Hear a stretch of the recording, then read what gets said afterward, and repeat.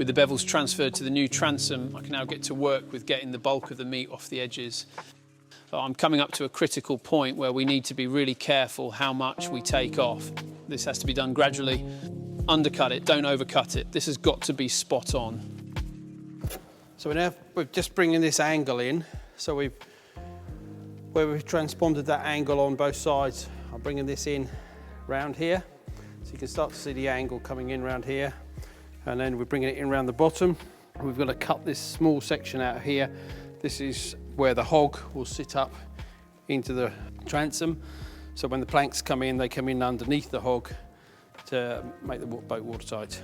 So I've just got to really gradually bring this angle in. I've got my two lines, one on the inside here, one on the outside here and one on the inside, and the two will come through to give me that angle all the way around there. So we're just got to sort of gradually take this material off nice and slowly to get that right, keeping it flat. I've flattened it all around here. I've got to about here. Just got to bring in this bottom section now all the way through. You really don't want to rush things at this point. I'm taking the thinnest of shavings off as I go. Let me show you the tools I'm doing this with. The first is my number 4 hand plane. It's a sort of go-to plane. And you get obviously smaller planes than this. I've got block planes and so forth, and we obviously get longer planes up to a number 8, which is really long. That's when we're shooting really long flat surfaces. And I'm using that because I can take quite a bit of material off with it. I can use it as get a little bit of shape. If I had a longer plane, it would want to plane lots of flats, whereas I want to be planing some rounds on here. But it keeps it fairly consistent. The problem is I can't get really a consistent curve all the way around there, so I need a shorter base that I'm fitting on. So this is what they call spoke shave. It's the same as my number 4. The cutting blade is down here. And it's the same foot with a throat on it, but it's only that amount. And that allows me to actually get it to go round. There's 2 types mainly, a flat bottomed and a round bottomed. Round bottoms for doing concaved. This is more for convexed areas. 80% of my tools I'm not using most of the time, only 20%. So yeah, you're seeing a lot of the same tools. It's the chisels, the planes, the saws are the go-to. And when you're teaching students from scratch, they're the 3 tools you really want them to master. You know, sawing nicely, chiseling nicely, using a plane properly. You know, it's all about learning how to use those hand tools because you can't build boats without them. We can cut the shape of the saw, but we need to fare them in with all our hand tools. Right, they're nearly there. Nothing takes the place of persistence. Winners never quit and quitters never win. Next, I have to tackle that section that will eventually sit snugly over the hog. It looks like it's going to throw a few conundrums up. So this is our hog. It's coming through past our stern knee here, and our transom is going to be up against the stern knee and dropped on, but it has to sit either side of the hog, so it's coming down there. The reason for that is because the planks are going to be coming in underneath the hog there, and we need them to also marry up on the bottom of the transom here. So our transom needs to drop either side of this hog. So we can measure it from our center line either side here. However, our hog is actually tapered, so it's actually running wider as it goes through the boat. So as it comes at the back, over this distance, it's getting narrower to the outside edge from the inside. So I can measure the inside with the thickness. This is the thickness of the transom. I can put that on top of the hog and draw a line. Then I can get the thickness on the outside of the transom. We've got 1, 2, 3 different types of angles coming in there. So this is like a half housing. It's going to drop over, but it's angled that direction and it's angled down as well. So quite a few things going on at the same time. After a lot of measuring, remeasuring, checking and then checking again, I think I'm in a happy place. Let's make a start at creating the half housing for the hog. So the hog's going to slide through here. Because the hog is coming up at a taper, this is actually not a straight cut, which will mean it'll just a little, probably I've just cut it slightly under just to give us a bit of adjustment when we get it over there, just before we fit it on. So I don't expect it to drop on there first time. We'll see when we get there. There really is no need to rush this process. Softly, softly, catchy monkey, as they say. Much better to take a bit off at a time rather than attacking it like it was a Sunday roast. Remember to regularly sharpen your chisel and plane blades. A good craftsman never blames his tools if he makes a mistake. Right, I think I'm happy with this. Let's pop it on the hog.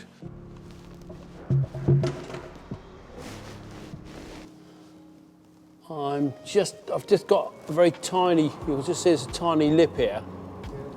I'm not quite down enough, so I'm going to have to take a little bit more out of that housing just to drop that down just a fraction more so it comes right. I have to say I'm quite chuffed with the angle. That looks pretty good as it comes in here, which is sort of pleasing, and the angle at the top here as well, where we've come off here, looks pretty good as well. So all in all, at the moment, that's looking very pleasing. Again, on that angle where this plank is touching it, seems to be touching it all the way through the angle. Happy days so far. Yeah, just got to drop it down just a fraction more. The way we've dropped it in, you'll notice that I've got these little wedges in here. I've removed all the nails and roves on these planks, and I've wedged those wedges in to spring the boat open. Once we've got it in, we'll let that lot come back in again. We'll take all those wedges out and we'll do some temporary fastenings on them just to bring them all back into place for now while we carry on with the construction elsewhere.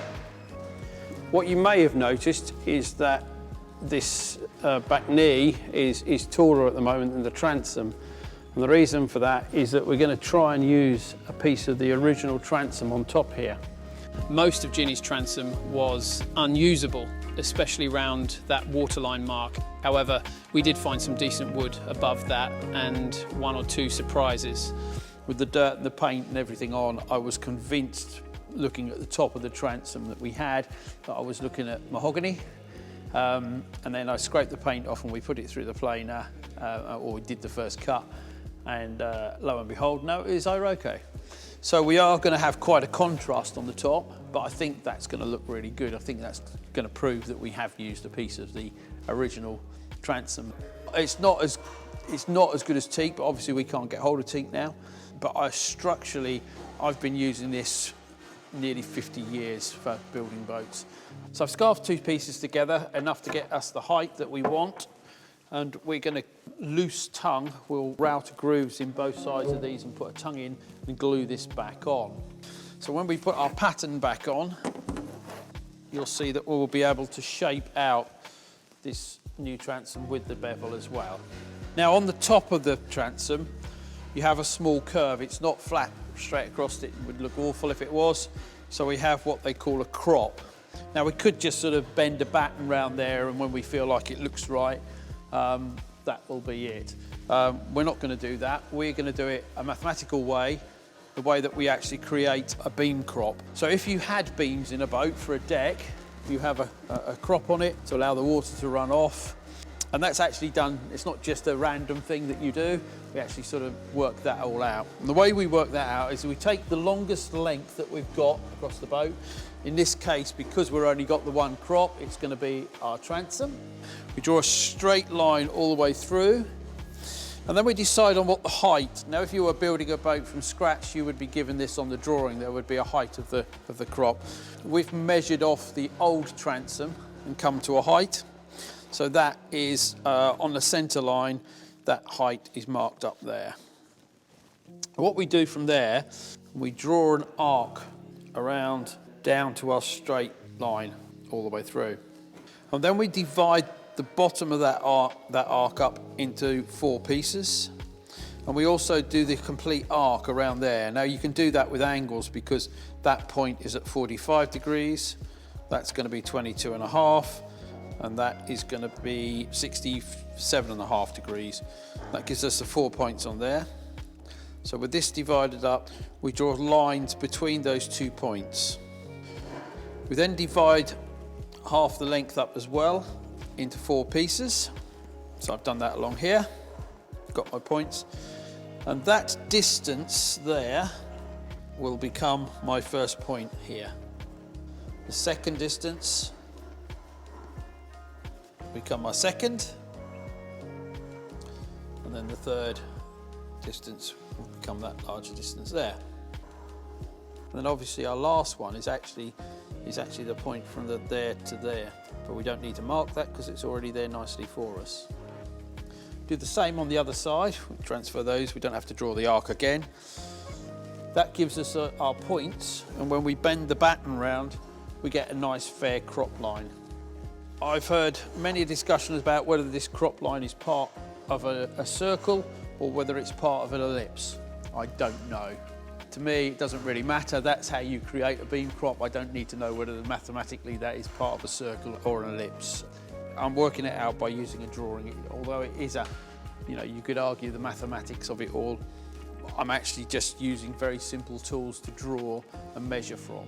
As long as you can remember how to do that, then it makes it very, very easy to create your crop. My next job really is to router and get that piece tongued on there. I'm going to have to just create the bevels again down the side here just to finish off, and I can create that crop on the top there, cut that to shape, but rather than just gluing them edge on edge to give them a bit more strength and that, we've actually what we call loose tongued them inside. The reason this is called a loose tongue is because we're having a groove on both sides. It'll just slot in there. It'll be almost like this ruler, a little bit thicker, not perhaps quite so wide. Half of it will drop into this piece and half will drop into our new transom, and it'll glue the two together. And the way we create that is do it with a router and a router cutter. And the router cutter has a wheel on it, so wherever we put that wheel just follows along. And then we'll do it obviously on the top of this transom as well. And those two grooves, we can then slot a tongue, what they call a loose tongue, in there and glue that in, and glue that together, and it gives it a lot of stability.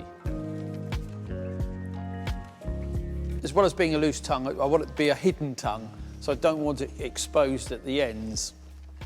So with that in mind, I've marked in 3 inches from the end. I've marked some lines here, and that's where I'm going to start and stop my router. And I've transferred those lines onto the other piece here. You'll see these marked lines on this tape. That's where I want to start and stop my router. I'm going to do this in 2 passes each time, and the reason for that is that's quite a lot of meat it's trying to cut here. The main way of doing this is actually listening to the sound of the router. If the router sounds like it's struggling, I know I'm going a bit too deep, come out of it, and then when I go in with the second pass, it will cut it all out nicely for me. But if you're going to try and strain it and that, all you're doing is heating up the router, damaging the motor, and lessening its life. While routing out, I discovered the blade wouldn't reach the centre of where I needed to cut, so it's back to the chisel. With that done, I need to check if I've got it right. So this is a micrometer. I'm basically just measuring the widths just in several places to make sure it's fairly consistent, so I know how big or how thick my tongue's going to be. Then I can use the other end in an upright mode, and I can run that depth gauge down. And then I can work out how deep. Obviously that's going to be ×2 because it's going to go in the same the other side. So now I know the size of my tongue. I need a 12mm width and 24mm depth, because double that, so it's half of that. And then I'm sure this will have gone in the same far, it should do. Yeah, so yeah, 24 by 12mm. And obviously then we just work out the length. 1.2 metres in length, so we'll cut it to that. I'll get my helpers to cut the loose tongue and also cut and fair off the new beam crop we created earlier. They can then glue it up. In the meantime, I wanted to show you some extra metalwork on the transom I'm going to create. So this is a template for metalwork that we want to go on the back here. This is all part of the rudder support, and we made that shoe to come off the bottom of the keel. This will all be attached. This is the original one that we had. It was on there. I'd like to make this a little bit more decorative. I've seen 1 or 2 boats where the metalwork goes around like this and they look a lot better. I'm just putting this on here because what I don't want to do is put bolts through here, through the transom and through the knee, where this metalwork's going to come. So I just want to tack this on here, and that will allow me to sort of position some bolts. So a couple of bolts to go through the knee on the inside. That will tie the transom to that knee.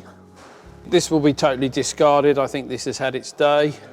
The metal, this plate would have started out a lot thicker than this, and as you can see, it's swollen. So I think we'll let that one rest in peace, and we'll have a new one for the boat. In addition to this decorative touch to Jinnie's transom, I also need to mark off where the rudder is going to sit too. So this is a gudgeon, and the pintle goes in there with a rudder pintle for the rudder to revolve around. As I say, I'm fairly certain we can't reuse that one. You can see what I mean by about it swelling. It's swelled here so much that it's tightened up around that, and we can't get those undone. Pretty happy we could get a measurement off the top here where the paint mark is, where this originally sat. So I think that's what we'll do. We'll get a top and a bottom, and we'll just mark that area out is where we do not want to put a bolt to bolt the transom to the knee on our existing one. We'll either come above it or below it. We might even make one that actually has some nice bearings in it, so it's not metal to metal bearing or something. We'll have to sort of have a look at that when we come to do it, but we could have a, now so everybody will tell you a nylon bearing in there. It won't be nylon. Nylon swells in water. So the last thing we want is a nylon. We might have an acetal bearing that looks very much like nylon, but it's not actually. Acetal doesn't swell in water, nylon does. If you put nylon bearings in your new boat, within a couple of weeks you won't be able to move the rudder. It will be solid. This all takes us very nicely into the next episode, where I'll be showing you how to make all the custom bolts we need to hold Jinnie together. I'll be showing some of the old bolts that came out, and also highlight the corrosion issues that can happen when we mix different types of metal.